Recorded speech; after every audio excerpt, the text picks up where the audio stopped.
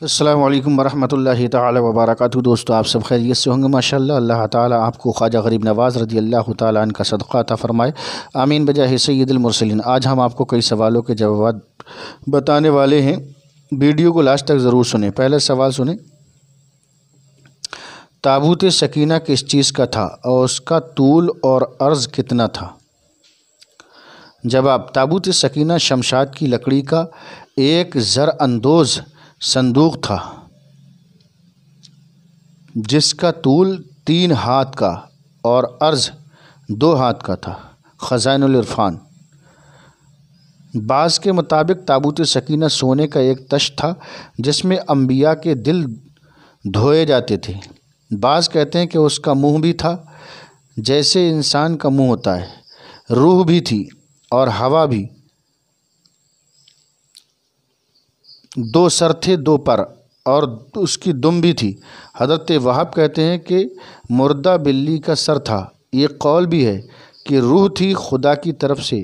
جب کبھی بنی اسرائیل میں اختلاف پڑتا یا کسی بات کی اطلاع نہ ہوتی تو وہ کہہ دیا کرتی تھی۔ بحوالہ ابن کثیر۔ تابوت سکینہ حضرت موسیٰ علیہ السلام تک کیسے پہنچا؟ یہ تابوت اللہ تعالیٰ نے حضرت آدم علیہ السلام پر نازل فرمایا تھا اور وراثت میں منتقل ہوتا ہوا حضرت موسیٰ علیہ السلام تک پہنچا۔ بحوالہ خزائن العرفان اور بحوالہ تفسیر نعیمی جلد 2 صفحہ نمبر 541۔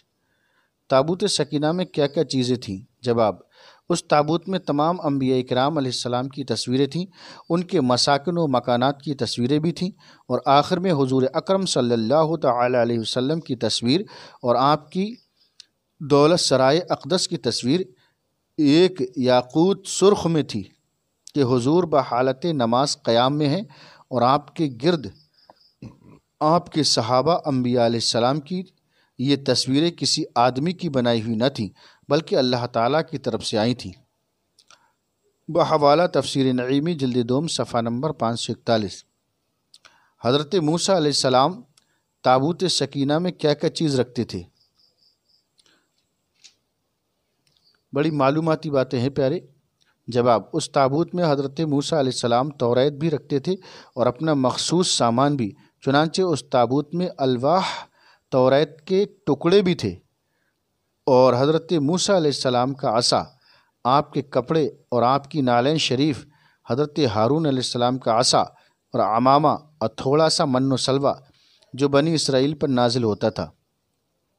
حضرت موسیٰ علیہ السلام جنگ کے موقع پر اس صندوق کو آگے رکھتے تھے، اس سے بنی اسرائیل کے دلوں کو تسکین رہتی تھی۔ آپ کے بعد یہ تابوت بنی اسرائیل میں متوارث یعنی وراثتوں میں ہوتا چلا آیا۔ جب انہیں کوئی مشکل درپیش ہوتی تو وہ اس تابوت کو سامنے رکھ کر دعائیں کرتے اور کامیاب ہوتے، دشمن کے مقابلے میں اس کی برکت سے فتح پاتے۔